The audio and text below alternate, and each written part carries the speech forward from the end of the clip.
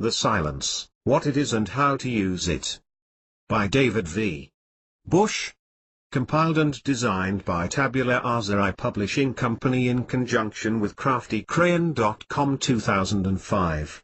You are hereby granted resale rights to this ebook in this format as long as original remains exactly intact in all ways. www.craftycrayon.com. Approach to the silence. Wrong thinking produces inharmony in our body, which in turn produces sickness. Our bodies sometimes are instantly reharmonized while in the silence. In the silence our minds become passive, open, free and loving, at which time the infinite master of harmony touches the mental chords of our being and we are well. Just as the piano can be tuned, so can the mind. Man's body is made up of 12 octaves, the same as in music. All matter is music. All matter is composed of 12 octaves. Wrong thinking brings inharmony in some of the octaves of our body. Right thinking tunes these organs, puts them back into their normal condition. Boys have their little steel magnets by which they pick up small pieces of steel, pins and so forth. When overworked, these magnets no longer attract. Then the boys take their magnets, have them rubbed against strong magnets or remagnetized with an electric current and their power is quickly restored. So with our bodies. Mind is the re-electrifier and reharmonizer of the octaves into all harmony. Right thinking, therefore, is the most important thing in life. As a man thinketh in his heart so is he. Just as a tuning fork near a piano will respond with the vibration when a key of the same pitch is struck on the piano nearby, so likewise do the bodies of men respond to proper stimulus and become in tune. By right thinking man can reharmonize himself, can achieve health, success and prosperity. To enter the silence one must first establish perfect relaxation in mind and body. Then as the consciousness is brought from one part of the body to another the tuning takes place. If the leader in the silence should be intoning, there will be many in the audience who will feel tinkling sensations, vibrations and often are instantly healed. They have been instantly reharmonized. Sometimes it may take several intonings in the silence for a complete healing. Should you have a violent vibration, feel no fear, but thank God for your healing, because the more violent the vibration perhaps the worse has been your condition and the more surely has the reharmony begun. Some people will feel this vibration for hours, even days, throughout which there is always healing. Others may not feel the vibration at all, yet if there has been any inharmony in the bodily organs, these organs are unconscious to the conscious intoning reharmonization. Many people who have been healed of divers and many malignant diseases were at no time conscious of any vibration. Never be discouraged if you feel no sensation. If you do feel a vibration, know that you are susceptible and on the high road to a healing demonstration. The one intoning may or may not be feeling vibrations. Religion is the life of God in the soul of man. The silence is the medium by which the life of God and the soul of man are brought into at one ment. The silence is a medium by which man comes in a closer touch with the infinite, a medium by which man becomes conscious of his nearness to the infinite. The silence is the meeting place where man's spirit links with God's spirit, where spirit meets spirit and the marvel of his grace never ceases. The silence is another way of praying, which is another way of concentration. It is another way of visualization. As a man thinketh in his heart so is he.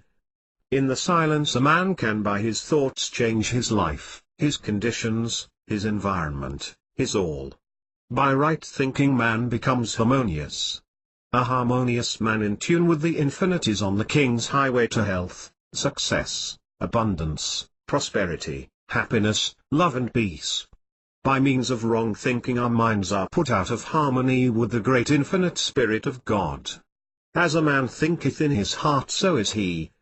When wrong thinking becomes right thinking, then man's right relationship to God is restored. He becomes an open channel for the influx of the Spirit so that whatever demonstration he may desire he may have. In the silence a man may change his thinking as in no other way, therefore, may change his heart, change his whole being, change his environment, change every condition to which he was subject. The human body may be likened to a harp. When man thinks rightly his body is in tune, but wrong thinking creates inharmony in the body and produces sickness. Wrong thinking produces inharmony in the mind, which, of course, disconnects man from rightful association with the divine. A man must, therefore, think right.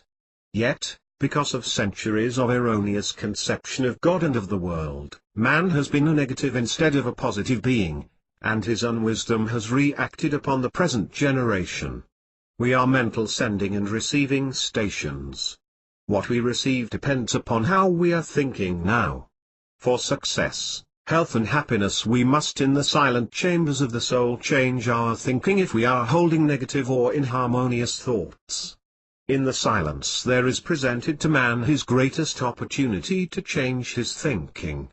Wrong thinking produces inharmony of the body, which in turn produces sickness. If we change to right thinking we have health, success and happiness. Therefore the silence when properly used reharmonizes our bodies and minds through the simple agency of right thinking. There are steps of approach to the silence. Stillness is one thing and the silence is another. One may quiet himself physically and not be still, and he may be still without entering the silence. When one becomes physically and mentally at rest, he is apt to become receptive to psychic influences, and when these are not desired it is advisable to protect oneself while mentally negative. One may affirm his oneness with God, his being surrounded and protected by the divine goodness, and may symbolize this by enveloping himself in thought with the white light of love or the mellowed tints of sunshine. With the senses calmed and unresponsive to the slower vibrations, but responsive to the quicker ones, a peace and calm pervade one's mind, and it becomes consciously receptive to higher vibrations of vital energy. Immune from the lesser harmonies, one opens himself to the greater ones, which are always seeking avenues of expression. With the greater influx of the one life, a sense of power steals over one and he becomes conscious of increased vigor and vitality. In relinquishing specific thoughts, one opens inwardly rather than outwardly, and becomes receptive to subconscious impressions that are directed by his conscious affirmation of fundamental truth. The subconscious responds by returning to the conscious the logical sequences of the truths that have been consciously impressed upon it. The subconscious follows the lead given to it by the conscious affirmations of truth, and it brings back the consciousness of those truths in their various ramifications. Health silence. Select one or more of the affirmations or formulas below to hold in thought while in the silence. You may change or vary these as you choose. Soul is health, spirit is health, God is health, I am health. Since there is but one mind, there is but one mentality. This mind and mentality is God, God is health. I am health. I am whole, perfect, strong, powerful, loving, harmonious and happy, and what I am myself I desire for everyone else. I am filled with the abundant, intelligent, ever-present life of spirit. It flows through me freely, cleansing, healing, purifying and vitalizing every part. I am one with this life and in it I am every whit whole. The all-powerful Christ mind in me dissolves and dissipates every adverse thought. My body is the pure and holy temple of the living God, and every organ and every function is now in divine order and harmony. All the organs of my body are functioning normally and I am well, whole and complete. All is mind, all is God, all is universal energy. I am part of creative force and I am health, abundance, joy and peace. I am filled, I am thrilled with life eternal and I radiate that life within to me and without to all. Every experience of my life has been for my good and I am happy in living. God is spirit. I, use your own name, am life. Life spirit is now flowing through me freely and I am well, whole and complete. Be still and know that I am God. Use the following as a basis for your meditation as you demonstrate health. Of course, you may use other thoughts provided they are constructive health thoughts. You may practice the silence sitting, reclining, or in bed. There is no better way to learn how to relax than by going into the silence. Are you tense? Let go. Relax. Then direct the mind to go from one part of the body to another. Take a deep breath between each change of your consciousness. Be sure to use the diaphragmatic or abdominal breathing through the nostrils, mouth closed until the muscles of the abdomen expand. The best time to hold the silence is as you retire at night, and just as you awaken in the morning. But you should hold your thought at least 3 times a day, without stress or strain, without doubt or worry, passive in mind and body, perfectly relaxed. Hold the silence or thought upon retiring at night, awakening in the morning, and at noonday. Of course, you may take any other time that is convenient. You may concentrate on the roadway, streetcar, home or office, but it is well, if possible, to have one room for your silence. Most people in that way will build up stronger vibrations. At noon now there are all over the world thousands of others holding silence, so that there is a great combined mental force working together at one time for success, health, prosperity and happiness, and we therefore get the benefit of this great vibration. The more often you hold the silence without stress or strain, as a rule, the quicker may be the demonstration. The real part of me is spirit, not matter. I believe that this body of mine is a tabernacle for the spirit. The real I am within me is therefore spirit. The real me is spirit. This spirit is the God Spirit. This is what Jesus meant when in the 14th chapter of John and again in the 17th chapter of the same Gospel, speaking to his disciples, he referred to I in you, you in me and we in God. My spirit is a part of the God Spirit. God is health. God is perfection. God is abundance. God is harmonious. Therefore, the real I am is God. The real I am is health, perfection, abundance and harmony. When I am sick, I know that it is the material of me that is sick, not the God Spirit. It is my physical being which is out of harmony. It is this tabernacle of which Paul speaks, housing my spirit, which gives me pain and suffering. The real me is not sick, it is my body. For centuries we have held to a wrong idea of life. We have thought that life is material, but life is spiritual. It is the invisible within me which is eternal, which is God. Many still believe that life is material and matter, instead of mind and spirit. I no longer hold that conception. I believe that all is mind and spirit. Just here is where the healing methods of drugs and the scientist's explanation of life is so limited. Not until we recognize that life is really a thing of spirit, not matter, but mind, not material but spiritual, do we come into an understanding of truth. Jesus said, God is spirit, and on different occasions told his disciples that this spirit was within them as well as within himself. Therefore, this same spirit is within me, and this same spirit is the God Spirit of health, abundance, happiness, harmony and perfection. God is all health, all abundance, all harmony, peace and perfection. Therefore the God Spirit within me is the same. I am sick in body, not in mind, not in spirit. Inasmuch as I cannot conceive of God being sick, neither can I conceive of my spirit being sick. My spirit is health, perfection and harmony. My body may not be well, but since mind is all, since this material is subject to the spiritual, since matter is subject to mind, I believe and affirm that my health does not depend upon matter but upon the God Spirit within me. It depends not upon the material but the spiritual, upon the God mind within. Just as wood when made into a violin and properly tuned, will give forth harmony, so my body, though made in the material, when properly tuned by mind, will give forth harmonious living, perfect health. As the tree standing in the forest may be made into the violin music box of harmony, so my body, the material in the forest of matter, may be put in tune, become harmonious and be raised to perfection by the master musician. God is mind within me. God is all health. No one could conceive of God as being sick. I can visualize only the eternal spirit of the infinite Father. Perfection existing in everything, and I, being a child in spirit, am well, whole and complete in spirit. My real I am is well. Science now asserts that matter is composed of 12 octaves, just as in music. My body is the composite of these 12 octaves. Science also says that every cell atom, every electron in my body is intelligent.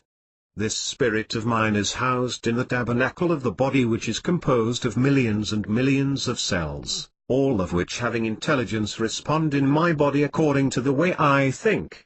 Every word I entertain, every thought I hold, influences every one of the millions of cells making up this tabernacle. My body is made whole and complete physically. That is, all the cells of my body are made over new every 11 months. The body I have today is not the body I had 11 months ago.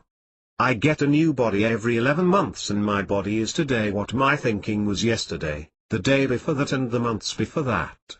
My body in the future depends upon my thinking in the future. I am what I think I am. When I affirm that I am well, whole and complete, that I am perfect, harmonious and strong, I am suggesting to every atom in my body perfection, and every atom in turn begins to make my body over, new in health and in perfection. I may or I may not have to wait for the element of time to make over every cell. That may be done spontaneously and instantly. There is no limitation to the power of God, so I shall not set a time limit for my healing, knowing that all things are possible with the Father. I affirm that now I have that which I desire.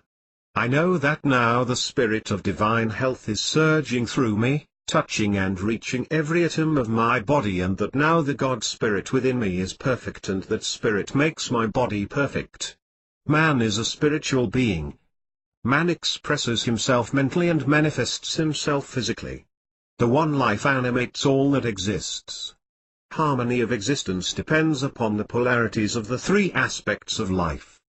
The mind is at ease when open to the inflow of the Spirit. It is discordant when it follows sensory impressions. The body is healthy when responsive to the direction of the spiritualized mind. It becomes diseased when it accepts the physical as its guide. One achieves mental ease and physical health through his mental polarity. If open to the physical and closed to the spiritual, discord will prevail.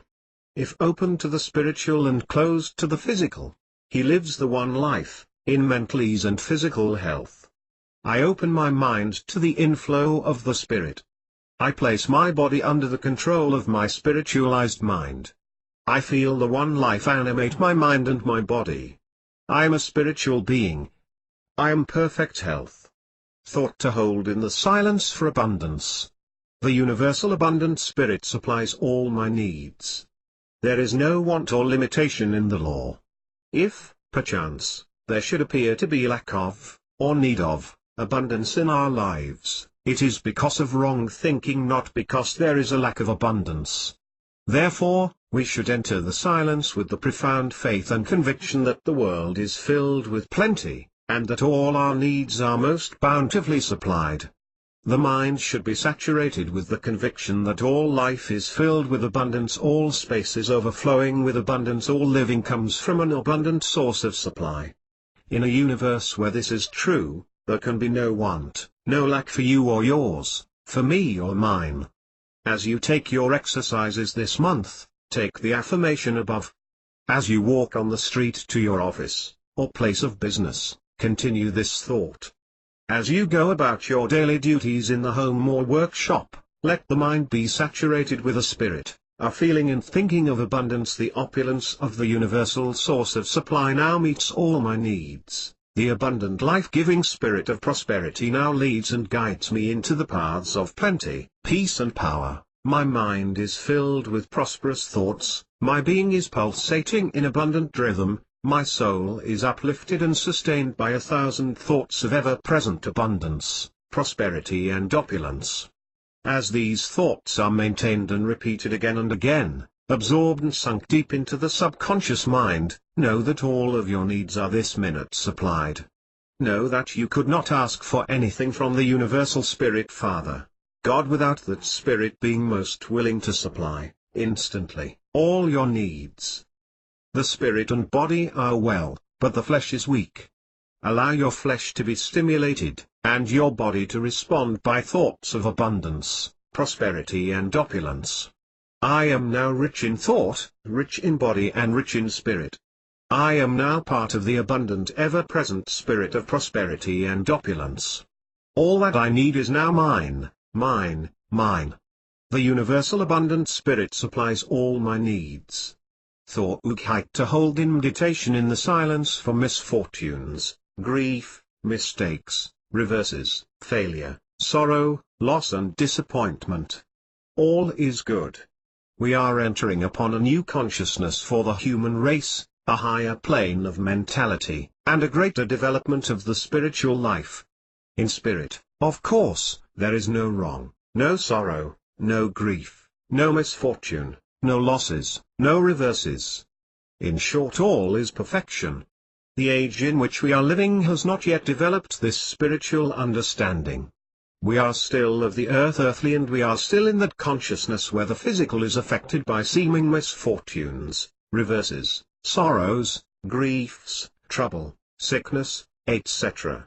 We may be wise in not expecting that suddenly this generation of man will reach that spiritual plane where there will be no recognition of anything except good. We are a part of the infinite spirit ourselves, and, of course, in spirit, we are perfection. But this physical body of ours manifests imperfection from time to time, because of our past training and past thinking, because of our own consciousness. In time, there is no doubt in my mind but that the spirit within will make a perfect body without. This perfection will be recognized in health and in peace of mind. It will be recognized so that there will be no such thing as misfortunes, sorrows, reverses, failures, griefs, disappointments or losses being able to affect our mentality or our body. In this state of consciousness, as we are emerging from the chrysalis, material stage of man into the greater life, into the deeper spiritual understanding, we are subject to certain conditions not conducive to peace of mind without an effort. In other words, we recognize, or feel the effects of losses, misfortunes, disappointments, sorrows, griefs, etc. We recognize now, that the time is coming when the spirit will be so completely in control of matter in the body, that we will not recognize any anomaly. To reach that great spirit is one of the big forward steps in this generation. To reach that spiritual plane also means the right kind of thinking now. We plan, today, for tomorrow. This is true in every walk of life. We plan our home today and build it tomorrow. We make our merchandise today and market it tomorrow. We sow our seed today and we reap the harvest tomorrow. We build our career today, little by little, and we reach the outcome tomorrow. Therefore, our thinking today will change our tomorrow. The thinking of this generation will change the condition of tomorrow's generation. If tomorrow's generation is going to be free from the recognition of sorrows, misfortunes, griefs, fears, pain, losses, failures, reverses, inharmony, discord, etc., it depends upon our seed sowing. Our seed sowing today should be, all is good. All is good in spirit. You can say that and be honest with yourself. All is perfection in spirit. All is good for us in spirit. All is good for our lives here. Spirit transcends matter. When we recognize, affirm, and continue to hold the constructive thought that all is good in spirit, we are changing our own mental attitude, our own bodies, all matter in general, getting ready for the greater realization of the spiritual manifestation in the next generation. Therefore, for your own good here today, in success, prosperity and happiness, as well as in health, peace and harmony, begin to pronounce over everything in life, all is good. If you have any misunderstandings, all is good. If you have any losses, all is good. Any reverses, all is good. any sorrow, all is good, any ignominy, all is good. In everything at all that is out of perfection you must recognize only the good. All is good. Sending your thought energy by repeating all is good, and thinking all is good, and living all is good, you will actually, in this day, overcome your difficulty, and turn all of your mistakes, blunders and misfortunes into stepping stones for your own success, health and happiness. I entered the silence this month, this day, this hour and this minute. My mind is obsessed and under control of the Divine Spirit. I recognize here and now only good. I see in my fellow man only perfection and good. I see in nature all around me only perfection and good. I see in every transaction of life only the perfect good. I see in every activity of my experience, and in every form, color and thought, good. All is good for me now, today and forever. God is Spirit, Spirit is love, love is perfection. God's Spirit is harmonious. I am perfect, I am love, perfection and harmonious. All is good. For harmony, peace, comfort. Base your thought for this silence upon the following. You may add any constructive thought you choose. My subconscious mind, I desire and command you to have peace, harmony and justice reign in the hearts of men everywhere. I realize that there can be no negative thinking for my destruction, downfall or harm sent out by anyone else that can reach my consciousness, or do me ill, unless I am afraid that such negative thinking will produce the evil effects others are planning. I know that thought is energy. This is scientifically demonstrated, and I realize that a constructive thought has much more energy than a destructive thought. I know, because it has been conclusively proven, that constructive thinking will blast away every negative thought current sent out by one person, or by 1,000. Therefore, if there should be any inharmonious thoughts anywhere in the world, any discordant thought current by those who seek my downfall, or block my progress, or by those who would endeavor to hurt my reputation, I know that by holding a harmonious attitude of peace, love, joy and success for everyone, including those who would do me wrong, that such constructive thought currents will blast away all of the discordant and inharmonious mental currents of evil so that they will not even reach my conscious mind. I also realize, when I hold my silent thought, my subconscious mind, I desire and command you to have peace and harmony and justice reign, that I am sending out the energy of construction which is bound to turn all of the efforts for my embarrassment and destruction into a higher current for my greater achievement. Therefore, I send out blessings and thanksgiving to the very ones who would work my downfall. I charge my subconscious mind to let peace, harmony and justice reign so that all things will work together for the good for me and for those who are thinking evil. If I should think it hard to send out blessings to my enemies, I remember the affirmation of the greatest teacher of all ages who said, "Forgive until 70 times 7. I remember that when he, himself, was reviled not in turn.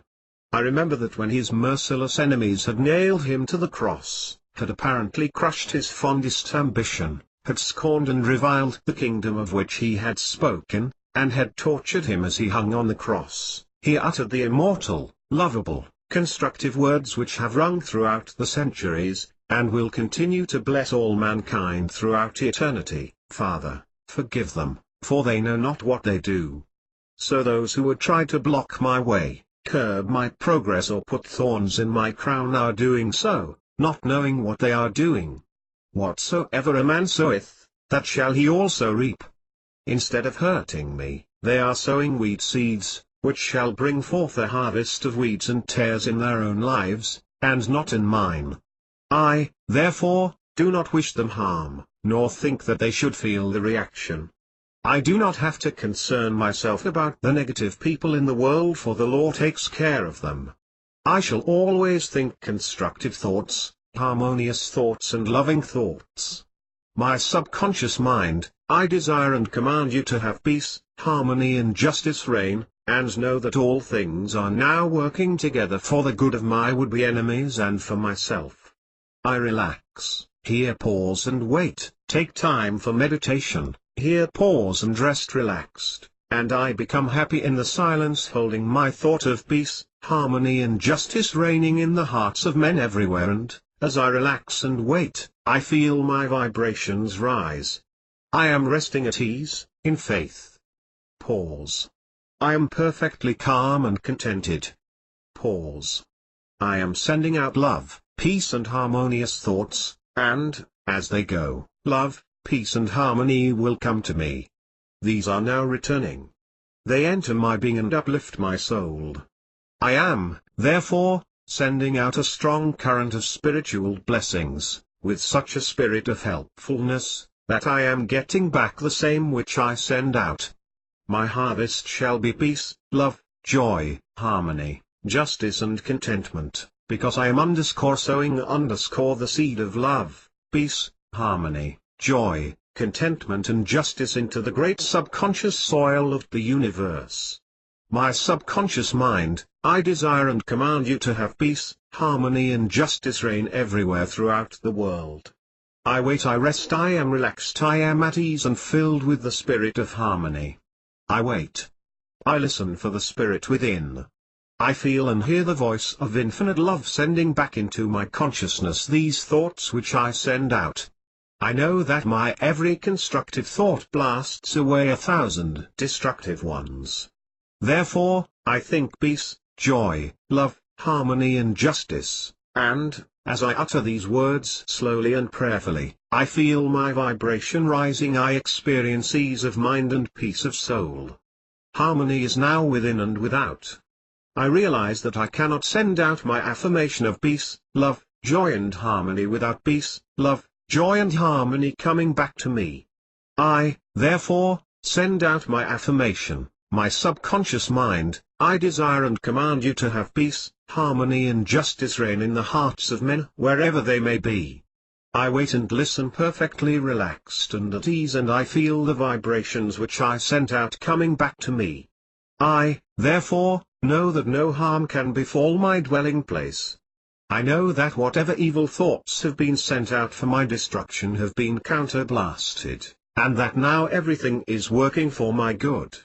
As I recognize, and realize, that all things work together for my good, I am sending out love thoughts that all things are working together for the good of those who would do me wrong.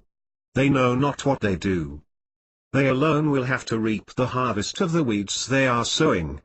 My wish for them is that they may learn their lesson easily and early. My blessings I send out to them. Again I wait. Again I listen. Again I am at ease, happy, and at rest.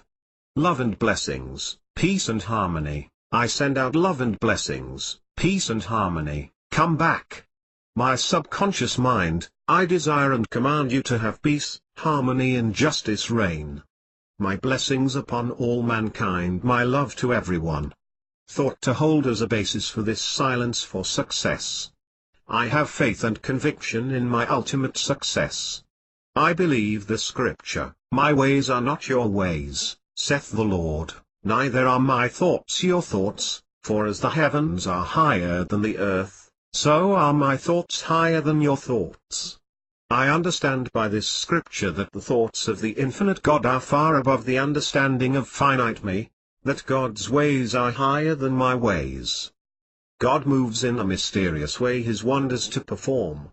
I also have faith and conviction in my ultimate success because I am a part of the infinite spirit, and in the infinite spirit, there can be no failure.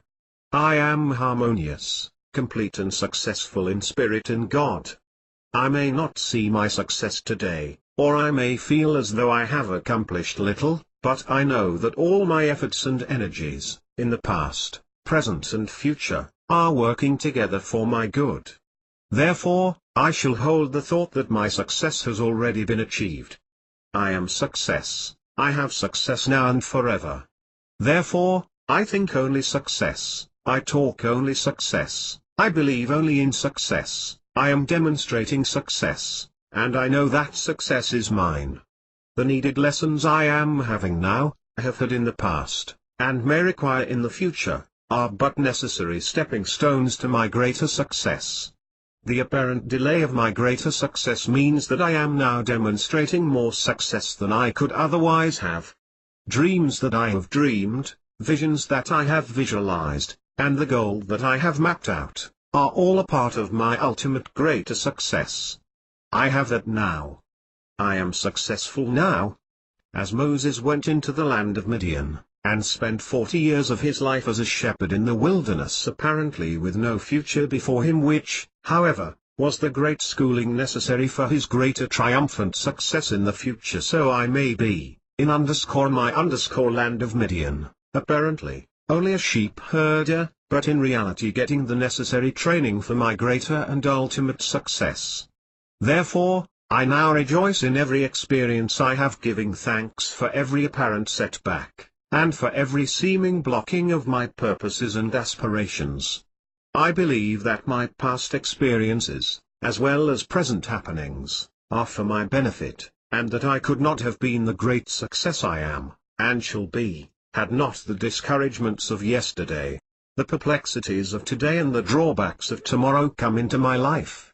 I realize that I need to go into the land of Midian, that it is as necessary for me, as it was for Moses, to spend a few years in the wilderness of life's experience.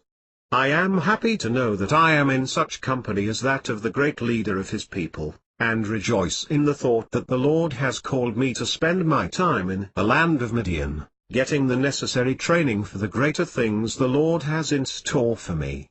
There is no place in the world where clouds do not gather, and storms do not rage, but when the storms abate, and the skies clear, then do we appreciate more fully the glories and beauties of God, the universe and its natural laws, and infinite love. However, I know by experience in the land of Midian, where clouds hover low, and where storms try the soul and body, that the dawn of a new day shall make life all the sweeter for me and mine. Moses could not have enjoyed leading his people into the promised land, had he not been in the land of Midian. If he had stayed forever in the court of Pharaoh, with its attendant luxuries, life would have taken on a dull, monotonous hue, and his experience would have seemed drab, wearisome and pale.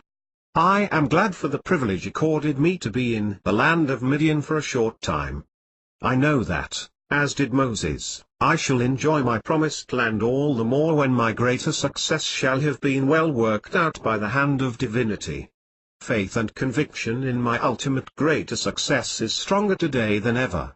I hold such a strong thought, and such a deep and courageous faith in the workings of God's plan, that I know I now have that which has been intended for me, and nothing can take from me that which the Lord hath prepared for my success, health and happiness. I know, too, that I shall learn daily to enjoy, appreciate, and make better use of the success I now possess, that I shall unfold day by day into greater opportunities for more influence, power, friendship, charity, love, comradeship and service. I know that my present success is but a part of the greater success which the Lord has waiting for me, just around the corner. Therefore, I shall offer up prayers of thanksgiving and gratitude. I shall work harder, being more particular in the preparation for my greater work, than I have been in the past, never doubting but that every moment spent in this greater preparation will bring added interests, and a greater success in the future. Even as Moses did not doubt the wisdom of the Lord for a greater future, when in the land of Midian for 40 years, so shall I not doubt his ways today. I claim, with a joyful heart and an attitude of thanksgiving, that my life could not have been as great in the future had I been denied my present experience. I know that greater things are in store for me, because God's thoughts are greater than my thoughts, because He is giving me that training now, in my land of Midian, which I most need. I trust the guiding spirit of infinite love to lead me, at the right time, into my life's promised land. The success today, in my land of Midian, is attracting unto me the greater influence and power in my court of Pharaoh, and in my leadership, as I lead others into that promised land which the Lord has prepared for me and mine. I smile, I sing, I rejoice, and offer thanksgiving and gratitude for my success now and forever. Surely I believe more and more, My thoughts are not your thoughts, neither are my ways your ways, saith the Lord, and all things are now working together for my good. Therefore, I have faith and conviction in my ultimate success, in my greater success, in my greatest success. Abundance. There is abundance in the world for me, given by the bountiful hand of omnipotence. I gratefully claim and accept all the supply for my needs. The old idea of Orthodox prayer was that of supplication and begging. I have spent a whole night at a time begging for a few pennies and supplicating for the salvation of others. What waste of energy!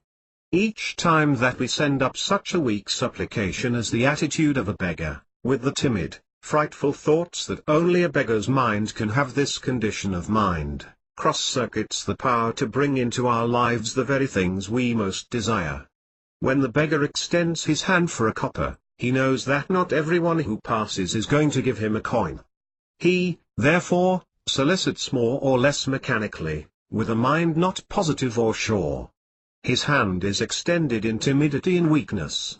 Now and then he gets a coin from a sympathetic passer-by.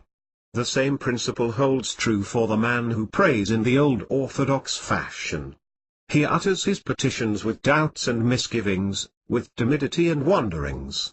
Some of his prayers are answered just as the occasional coin is cast to the beggar. But most of the Orthodox prayers sent up in the fashion of begging and supplicating are never answered. Of necessity, they cannot be, because the concentration is filled with fear and trembling. Only by positive and courageous thinking do we attract to ourselves the answers to our prayers. When we are permeated with the spirit of doubt, our petitions are cross-circuited. Therefore, in making your affirmation this time, rest assured that the abundant spirit of the universal supply has everything you need, and has it now. You have only to put your mind in a condition to receive. You do not have to beg the sun for its rays, nor God for his love. It is there for the taking. Many of us keep the sunshine of abundance out of our lives by pulling down the curtain of doubt, just as we may go into a room, pull down a shade and keep out the sun. James Russell Lowell, 75 years ago, told us the same story in The Vision of Sir Launfal, when he said that heaven is given away and God may be had for the asking. By gratefully accepting all of the supply for your needs, you are running up the shade of positive faith and letting the sunlight of abundance in. Send out the desire for your supply to the universal mind and then rest feeling that it has been acquired. Of course, the stronger you concentrate, without stress and strain, as outlined in Practical Psychology and Sex Life, by the author, under the chapter, How to Get What You Want, and chapters on concentration, and the more positive and courageous your concentration, the stronger will be your mental thought currents and consequently the quicker your demonstration. Omnipotence has provided for me and mine. I raise the shade of my faith and let in the sunlight of abundance. I know I do not have to beg for this, for it is mine now.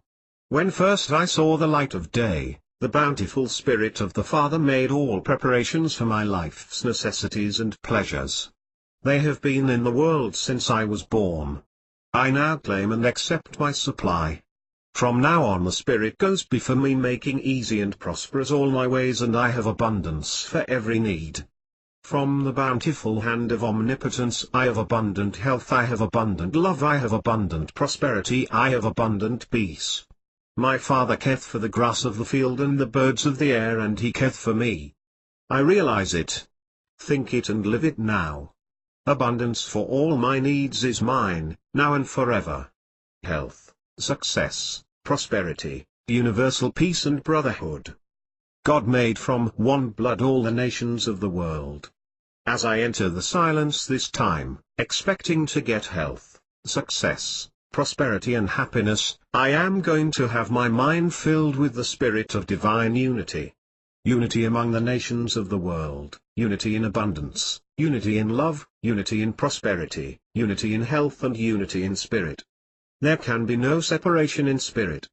All is mind, all is God, all is universal energy. I am part of the creative force. I am a part and parcel of the unity of love, nature and God. Therefore, where God is, I recognize a completeness.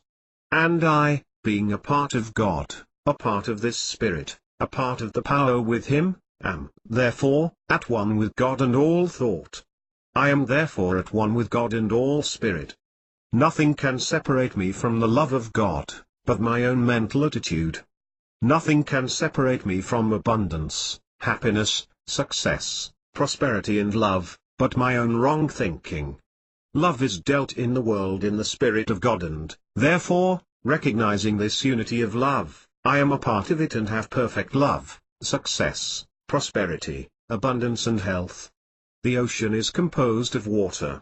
If I take a bucket of water from the ocean, it still is the water of the ocean. I may take this water to an island in the sea. Though I have separated this water from the main body of the ocean, it still is the water from the sea. But, as the water is separated from the main body of the ocean, it loses its power, its strength and many of its cardinal properties. I am the same as the sea water when I, by wrong thinking whether it be jealousy, envy, hatred, misunderstanding, worry or fear separate myself from the Spirit of God. I am as one going upon an island of humanity. I am still of that same Spirit, but it has been separated, so that within me, it has lost many of its cardinal virtues. These virtues are there, but I do not recognize them. Separation has lessened my strength, my vitality, my power, my health, my happiness, my prosperity and my joy. Just as it is necessary for the bucket of water to remain in the ocean in order to contain all of its original power and to retain all of its original strength, to be intact, so is it necessary for man to keep in the spirit of at one ment with the Father, that we may manifest daily God's principle of unity with God, man and nature. When we have maintained that attitude of oneness with the Father in all respects, we are then recognizing and expecting, in this act, the fullness of our spirit. This fullness of our spirit will, therefore, give us health, prosperity and happiness. When I have a mind that is filled with negative, discordant or inharmonious thoughts, I am separating myself from the full expression of the divine within me. I am the bucket of water going stale on a human island, but, when I make my spirit at one with the Father by harmonious thinking, by love, kindness, goodwill, fellowship and cooperation, I am not only maintaining all of my original properties, but I am in correspondence with the infinite Spirit so that I can manifest and express His original Spirit in every particular. Where there is a unity of spirit, there is unity of all the good things of life. Perhaps I am not drawing from the bank of life's experience everything that I ought to have because I have separated myself from the spiritual board of directors in this bank of life, and am not getting my dividends on time. My mental attitude is the cause, therefore, as I enter the silence this time, I am going to maintain the faith and the love spirit of my unity with all things. I maintain, therefore, my at one ment with God, with man and nature. I maintain that all of the original strength of spirit is mine. I hold that the manifestations of this original spirit will produce everything in my life for my ultimate good, because I am at one with the Father. All things are mine. The silence, this day, finds me at one with all. The silence, this day, finds me at peace with God, man and nature. The silence, this day, finds me in at one ment with God and all, in unity with every conceivable thing in the universe. Therefore, my unity, my at one ment with the Father, my wholeness of spirit with God brings into my life everything for my good. All things work together for my good in my at one ment with man, God and nature in my unity with all. How to have more? I am unselfish in action, being and motive. The science of psychology is applied to everyday life is, strictly speaking, a new science. It is a matter of thousands of people in the world all of a sudden coming in contact with certain laws, which make them successful, healthy and prosperous. It is quite natural, because man is interested more in himself than in anyone else, that, when he finds these laws may be applied to give him more abundance, the tendency may be to use these laws for selfish purposes. Nothing could be more unpsychological. The laws should be used for the individual, but should not stop there. Each individual who is profiting by the operation of the laws, or understanding of psychology, ought not only to get everything himself that psychology can give him, but he should pass these on to others, he should tell others about it, he should cry it from the housetops and megaphone it from the street corners. He should not want to get everything himself, but wish the same that he has to everyone else. By doing this, the law will rebound, and, instead of having less, he will have still more than he would have were he thinking about the laws for himself alone. The human race is made up of a whole lot of selfishness, and the man, or the woman, who hopes to get the most out of life and out of psychology, must learn at the very beginning of his or her understanding of the laws. Then, only, will the best come to those who are absolutely unselfish. If there is any selfish motive or selfish desire in your heart, you may operate the law and get a certain amount of benefit, nay, you may even become rich by it and have great power, but it should not end there. Your riches are for the use of others, as well as for yourselves, and the real psychologist, in getting his riches, will pass on to others that which he has. The real psychologist, in getting more power, will share it with others and will use it for the good of others, as well as for his own personal aggrandizement. Therefore hold the thought, I am unselfish in action, being and motive. Many a person never will get the demonstrations he wants, because the channel of abundance and prosperity, happiness and joy, is clogged up with his own selfish attitude. The selfish person who does operate the laws, does so by overbalancing his selfishness with some other great virtue. But when he is extremely selfish, he may never have demonstrations as he wants, he may not have enough other virtues to outweigh his selfishness. He may live for years, and know what the laws are, and yet lack this one little thing, unselfishness, in operating the laws for his own abundance, prosperity or happiness. If you are not having the demonstrations you want, it is because there is a kink in the mind somewhere. The kink may be selfishness, or it may be pride, haughtiness, duplicity, dishonesty, hatred, envy or jealousy. This time we are going to hold the thought, I am unselfish in action, being and motive, and each time we go into the silence, this unselfish spirit shall be the guiding star of our thoughts. It will be the personal touch with the infinite spirit itself. The beginning of life's happiness, as well as the end thereof, is the spirit of unselfishness. I am unselfish in action, being and motive. All things are in divine order. Divine harmony and peace actuate every thought and action of my being. I realize that all things are in divine order for me and mine. There can be no disturbance in the world without or the world within my being but that is in perfect harmony with the infinite. The circumstances outside of my life are all for my good. My environment where I am now and the conditions in which I am living, I make harmonize for me by my attitude of mind. I think only peace, I breathe only love, I speak only harmony. My conditions and my environment, although outwardly inharmonious to my likes and tendencies, are changed by the alchemy of my thinking into a perfect symphony of happiness for me now. Divine harmony and peace actuate every thought and action of my being. This thought is energy, this thought is life, this thought is power. The energy, life and power of this thought weaves all of my diversified life's experiences into a divine pattern of perfection for me.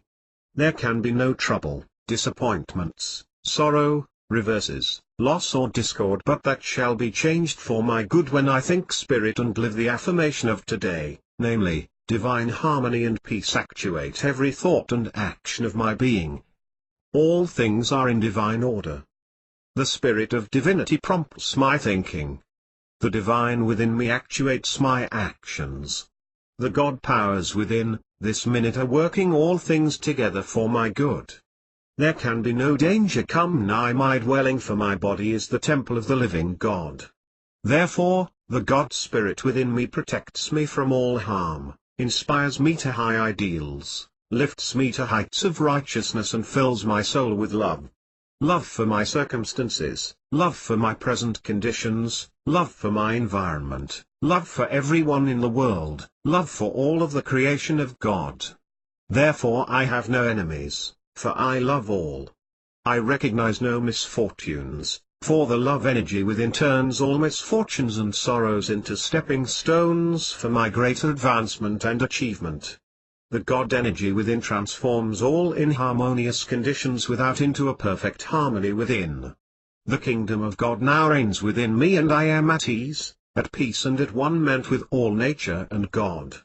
The harmony therefore within me in nature and in God gives me perfect peace within and perfect peace without. Divine thought and energy, love and blessing actuate every action of my being. Where divine love reigns there can be no trouble, no discord, no inharmony, no lack, no limitation, no sorrow, no grief, no sickness, no failure. The energy of divine love transforms all things into my good. The love and peace of the Father abideth within me and is manifested without, so that my life is one harmonious whole touching the lives of all others who come in contact with me, so that they, too, feel my vibrations of at one ment with the Father, and they in turn become harmonious and complete in spirit with man and God. Divine harmony and peace actuate every thought and action of my being. All things are in divine order. Thought to hold in silence and to meditate upon during the day for justice. There's a spirit of justice that secures me in which is my own. If we reach a consciousness of justice, we need have no doubts as to our care in every particular while journeying between the two peaks of eternity from birth to the great divide. There is nothing that can defeat justice, and the person who has a consciousness of justice will attract to himself every conceivable thing needed for this life, because it will be the logical objective of justice to supply to each individual the justice for which he thinks. That is the reason why this affirmation is so complete in itself, namely, there is a spirit of justice that secures me in which is my own, and this security is provided already for us by the spirit of justice. It would be a psychological paradox to think that justice could be defeated. That could not be. Perhaps it appears to you that your own has not yet been secured to you, but, remember that life is fleeting, that a year is as a tale that is told, and that a decade is but as ships that pass in the night, when the years have vanished in the distance. If you have lived a life of justice, and it appears now that your own is not coming to you, that someone else is having more of the good things of life than you, and that someone seems to have used the art of the man of injustice, be not deceived. God is not mocked, for, whatsoever a man soweth that shall he also reap. If you have sowed equity and justice in the days that are gone, be sure that the same equity and justice will be secured to you. The scriptures tell us not to think too much of the man who is nourishing like a green bay tree, for his efforts are soon cut off and he vanisheth away.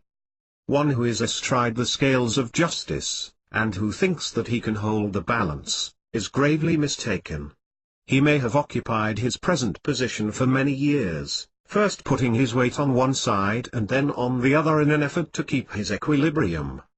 Perhaps today it appears that the scales of justice are being well manipulated by his insincerity, duplicity or trickery, but it is like the green bay tree. It will soon pass away. Justice is as eternal as God himself, and there is no more possibility of defeating it in the individual's life, in your own life, in the life of a nation or in the history of mankind, than there is likelihood that the sun can get away from its own rays. The justice of God is eternal, or, in other words, God always is justice, personified. Where God rules, and where his laws and mandates have been given by his own fiat, man, neither flesh nor the devil, can defeat the ultimate outcome of justice. Your own is secured to you. Man himself is fashioned by the finger of divinity. The crown of justice is placed upon his brow, and no ruthless hand of greed, duplicity or evil dexterity can ever tear it away. It is there to stay, And the man who has been thus crowned because he has lived in this consciousness of justice, in the consciousness of God himself, is bound to have come back to him that which he has thought, that which he has sowed justice. You are secured by this spirit of justice. Perhaps already your life has had the law of compensation bring to you more than to others of whom you may think, and who, because of their bank account, get more out of life than you. A man may have $1 million, and yet not be as happy as the laborer living in a thatched cottage. Underscored, perhaps justice has tipped the scales in your favor already and you have failed to recognize it. Perhaps you have children, loved ones, family and fireside which bring more comfort to you than the landowner gets who lives in his palace on the hill.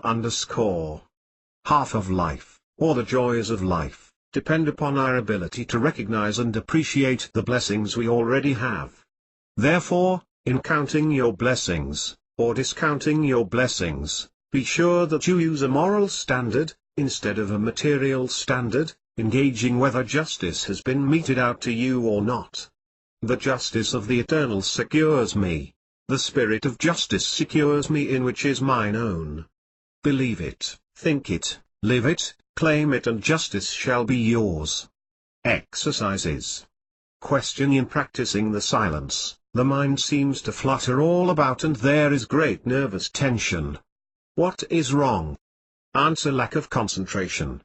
This person ought to follow some simple exercise of concentration, such as given below, until the mind has control over the body. By practicing a few of the simple exercises given below, 15 minutes a day, and then taking the silence a few hours after these exercises have been practiced, the mind will begin to be under control. The nervous tension is caused because of this lack of control, and in the effort to bring the scattering mind into one focus, the reaction comes upon the nervous system which, in turn, reacts upon the body. Practice and exercises for lack of concentration follow. 1. Select some part of the body, a foot or hand, with the idea of heat. While holding the mind in this attitude, breathe deeply and steadily, and, in from 1 to 4 minutes, you will feel the warm glow coming to the foot. In this way, you can soon master the entire body. Begin with the sense of feeling. If there is an itching of the body, make it stop by the force of your will. In from 3 days to 3 weeks, you can stop the itching sensation at will. Then try the habit of sneezing, stubbornly resist the inclination to sneeze, and you will soon have the mastery. Now try your will on coughing. When the tickling sensation comes, stop it by the exercise of your will. You can soon master it. Next, try it on pain. When you feel a pain in the body, instead of rubbing on liniment, rub in a little willpower. Soon it will ease your pain as if by magic. With the fingers of one hand rub the skin on the back of the other hand, stroking toward the elbow, and will that all feeling shall disappear. In from 1 to 3 minutes, take a needle, and you can stick it through the skin on the back of the hand without pain. You may have to try it a dozen times, but persistence will bring success. Having mastered the sense of feeling, take up that of hearing. 2. It may seem impossible at first thought, but you have seen people so absorbed in what they were reading or thinking that they heard nothing, although you addressed them directly. They are simply abstracted from all else, and are thinking of one thing to the exclusion of everything else. They entered this state of abstractedness unconsciously. To do so intentionally, you go by the law of indirectness. For instance, take sight, concentrate your vision and your whole attention upon some object, real or imaginary, until soon the sense of hearing becomes dormant. A little practice will enable you to study, think or sleep, regardless of noise. 3. Having mastered hearing, begin on sight. You have known people who walked on the street, looked at you and passed by without recognition, although they knew you well. A person deeply thinking on some subject, neither sees nor hears, but uses the mental sense entirely. The method is to let the eyes be open, but concentrate the thoughts on hearing or feeling. 4. After getting control of your sight, take up the taste. Take some tasteless thing on the tongue, abstract the mind to something else until the taste becomes dormant. Then take something with more taste to it, abstracting the taste, until by this gradual process you can make the sourest pickle sweet. 5. Finally take some light odor, and hold it before the nostrils, abstracting the attention from the sense of smell, by hearing or seeing, etc. until by practice you can pass through the foulest odor without inconvenience or notice. Sit or stand absolutely motionless, except your breathing, for 1 to 5 minutes at a time. Do this often. Practice closing each finger in rotation, then, when all are closed, open one at a time very slowly, keeping the attention fixed on what you are doing. Keep all the other fingers still, save the one you are exercising with. Inhale gradually for 10 seconds, then exhale in the same way and time. Look steadily at some point or object for a minute without winking the eye, keeping your attention fixed on the object. Look at a picture critically, then close your eyes and mentally reconstruct it. Close your eyes and construct the face of a friend, feature by feature. Fix your attention on a hand or foot, hold on it the idea of heat and continue until the hand or foot feels warm. Then try cold, then try pain. Will that the person in front of you shall turn around or put his hand on his head or neck. Hold your hand on someone in pain and say, I will the pain to depart. Repeat till the pain goes. Visit us online for more quality ebooks at low prices. www.craftycryon.com. Interested in purchasing more great ebooks like this one? Visit us online at http://www.craftycrayon.com. Our digital goods are great. Crafty Crayon in conjunction with Tabula Rasa Publishing Company. The silence is another way of praying, which is another way of concentration. It is another way of visualization. As a man thinketh in his heart, so is he. In the silence a man can by his thoughts change his life, his conditions, his environment, his all. By right thinking man becomes harmonious. A harmonious man in tune with the infinite is on the king's highway to health, success, abundance, prosperity, happiness, love and peace. By means of wrong thinking our minds are put out of harmony with the great infinite Spirit of God. As a man thinketh in his heart, so is he. When wrong thinking becomes right thinking, then man's right relationship to God is restored. He becomes an open channel for the influx of the Spirit so that whatever demonstration he may desire he may have. In the silence a man may change his thinking as in no other way, therefore, may change his heart, change his whole being, change his environment, change every condition to which he was subject. The human body may be likened to a harp. When man thinks rightly his body is in tune, but wrong thinking creates inharmony in the body and produces sickness. Wrong thinking produces inharmony in the mind, which, of course, disconnects man from rightful association with the divine. A man must, therefore, think right. Yet, because of centuries of erroneous conception of God and of the world, man has been a negative instead of a positive being, and his unwisdom has reacted upon the present generation. We are mental sending and receiving stations. What we receive depends upon how we are thinking now. For success, health and happiness we must in the silent chambers of the soul change our thinking if we are holding negative or inharmonious thoughts. In the silence there is presented to man his greatest opportunity to change his thinking. Wrong thinking produces inharmony of the body, which in turn produces sickness. If we change to right thinking we have health, success and happiness. Therefore the silence when properly used reharmonizes our bodies and minds through the simple agency of right thinking. There are steps of approach to the silence. Stillness is one thing and the silence is another. One may quiet himself physically and not be still, and he may be still without entering the silence. When one becomes physically and mentally at rest, he is apt to become receptive to psychic influences, and when these are not desired it is advisable to protect oneself while mentally negative. One may affirm his oneness with God, his being surrounded and protected by the divine goodness, and may symbolize this by enveloping himself in thought with the white light of love or the mellowed tints of sunshine. With the senses calmed and unresponsive to the slower vibrations, but responsive to the quicker ones, a peace and calm pervade one's mind, and it becomes consciously receptive to higher vibrations of vital energy. Immune from the lesser harmonies, one opens himself to the greater ones, which are always seeking avenues of expression. With the greater influx of the one life, a sense of power steals over one and he becomes conscious of increased vigor and vitality. In relinquishing specific thoughts, one opens inwardly rather than outwardly, and becomes receptive to subconscious impressions that are directed by his conscious affirmation of fundamental truth. The subconscious responds by returning to the conscious the logical sequences of the truths that have been consciously impressed upon it. The subconscious follows the lead given to it by the conscious affirmations of truth, and it brings bond to proper stimulus and become in tune. By right thinking man can reharmonize himself, can achieve health, success and prosperity.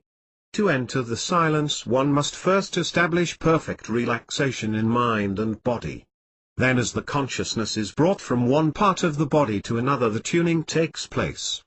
If the leader in the silence should be intoning, there will be many in the audience who will feel tinkling sensations, vibrations and often are instantly healed. They have been instantly reharmonized. Sometimes it may take several intonings in the silence for a complete healing. Should you have a violent vibration, feel no fear, but thank God for your healing, because the more violent the vibration perhaps the worse has been your condition and the more surely has the reharmony begun. Some people will feel this vibration for hours, even days, throughout which there is always healing. Others may not feel the vibration at all, yet if there has been any inharmony in the bodily organs, these organs are unconscious to the conscious intoning reharmonization. Many people who have been healed of divers and many malignant diseases were at no time conscious of any vibration. Never be discouraged if you feel no sensation. If you do feel a vibration, know that you are susceptible and on the high road to a healing demonstration. The one intoning may or may not be feeling vibrations. Religion is the life of God in the soul of man. The silence is the medium by which the life of God and the soul of man are brought into at one ment. The silence is a medium by which man comes in a closer touch with the infinite, a medium by which man becomes conscious of his nearness to the infinite. The silence is the meeting place where man's spirit links with God's spirit, where spirit meets spirit and the marvel of his grace never ceases. The Silence, What It Is and How to Use It. By David V. Bush. Compiled and designed by Tabula Azari Publishing Company in conjunction with CraftyCrayon.com 2005. You are hereby granted resale rights to this ebook in this format as long as original remains exactly intact in all ways. www.craftycrayon.com. Approach to the silence. Wrong thinking produces inharmony in our body, which in turn produces sickness. Our bodies sometimes are instantly reharmonized while in the silence. In the silence our minds become passive, open, free and loving, at which time the infinite master of harmony touches the mental chords of our being and we are well. Just as the piano can be tuned, so can the mind. Man's body is made up of 12 octaves, the same as in music. All matter is music. All matter is composed of 12 octaves. Wrong thinking brings inharmony in some of the octaves of our body. Right thinking tunes these organs, puts them back into their normal condition. Boys have their little steel magnets by which they pick up small pieces of steel, pins and so forth. When overworked, these magnets no longer attract. Then the boys take their magnets, have them rubbed against strong magnets or remagnetized with an electric current and their power is quickly restored. So with our bodies. Mind is the re-electrifier and reharmonizer of the octaves into all harmony. Right thinking, therefore, is the most important thing in life. As a man thinketh in his heart, so is he. Just as a tuning fork near a piano will respond with the vibration when a key of the same pitch is struck on the piano nearby, so likewise do the bodies of men brings back the consciousness of those truths in their various ramifications. Health silence. Select one or more of the affirmations or formulas below to hold in thought while in the silence. You may change or vary these as you choose. Soul is health, spirit is health, God is health, I am health. Since there is but one mind, there is but one mentality. This mind and mentality is God. God is health. I am health. I am whole, perfect, strong, powerful, loving, harmonious and happy, and what I am myself I desire for everyone else. I am filled with the abundant, intelligent, ever-present life of spirit. It flows through me freely, cleansing, healing, purifying and vitalizing every part. I am one with this life, and in it I am every whit whole. The all-powerful Christ mind in me dissolves and dissipates every adverse thought. My body is the pure and holy temple of the living God, and every organ and every function is now in divine order and harmony. All the organs of my body are functioning normally, and I am well, whole and complete. All is mind, all is God, all is universal energy. I am part of creative force, and I am health, abundance, joy and peace. I am filled, I am thrilled with life eternal, and I radiate that life within to me and without to all. Every experience of my life has been for my good, and I am happy in living. God is spirit. I, use your own name, am life. Life spirit is now flowing through me freely, and I am well, whole and complete. Be still and know that I am God. Use the following as a basis for your meditation as you demonstrate health. Of course, you may use other